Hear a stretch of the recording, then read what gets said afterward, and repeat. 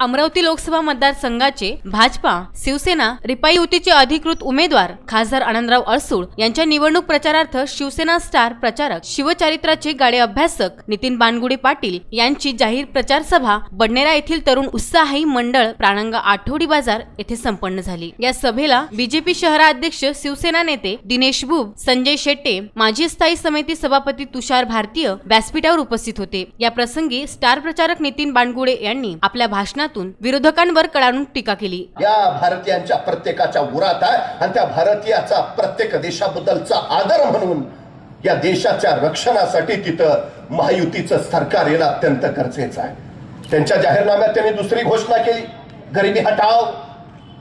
70च्या दशकामध्ये इंदिरा गांधीने सुद्धा हीच घोषणा केली होती, गरिबी हटाव। 2018ला त्यांच्या नातवानं परत तीच घोषणा केली। म्हणजे 50 वर्ष तुमचीच राजवट होती, 50 वर्षात तुम्ही गरिबी हटवू शकला नाही। आता गरिबी काय हटवणार? गरिबी तशीच राहावी म्हणजे आपल्याला गरिबी हटावचा नारा देता येईल। जातीभेद तसाच राहावा म्हणजे आपल्याला त्यांची भांडं लावून त्याच्यावर पोळ्या बसता येतील। हा संकुचित विचार सातत्याने 50 वर्ष देशामध्ये राबवला गेला, देश कित्येक पटीने मागे पडला। ही सगळ्यात महत्वाची गोष्ट आपण लक्षात ठेवली पाहिजे।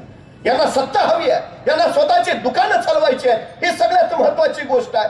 अहो, इथल्या उमेदवाराचं तरी काय त्या प्रतिस्पर्धेत मागच्या वेळी म्हणे घड्याळ हातात घेतलं होतं, काटे ढिले पडले, मध्ये टीव्हीचाच प्रचार केला आणि आता पाना घेऊन फिरतायत।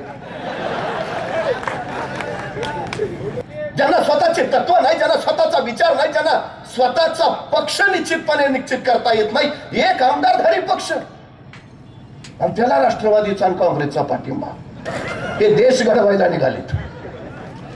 काय प्रकारच मला गणित कळत नाही। या 5 वर्षाच्या सरकारची कारकीर्द बघितली मागची आपण। दर आठवड्याला नवी योजना आहे, दर आठवड्याला कधी मुद्रा योजना आहे, कधी स्टार्टअप इंडिया आहे, कधी मेक इन इंडिया आहे, कधी किसान सन्मान योजना आहे, कधी उज्ज्वला योजना आहे, कधी सौभाग्य योजना आहे। दर आठवड्याला नवी योजना आणि यांच्या 50 वर्षाच्या राजवटीत दर आठवड्याला नवा घोटाळा। काय करणार आहे तुम्ही? काय स्वीकारणार? दर आठवड्याला सर्वसामान्य माणसाच्या हितासाठी नवी योजना आणणारं सरकार हवं का दर आठवड्याला नवा घोटाळा करणारं सरकार हवं? किती घोटाळे?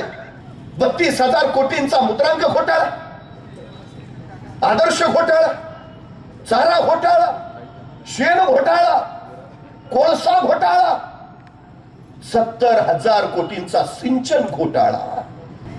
कोणाच्या हातात देश द्यायचा आहे? BCN bureau Amravati.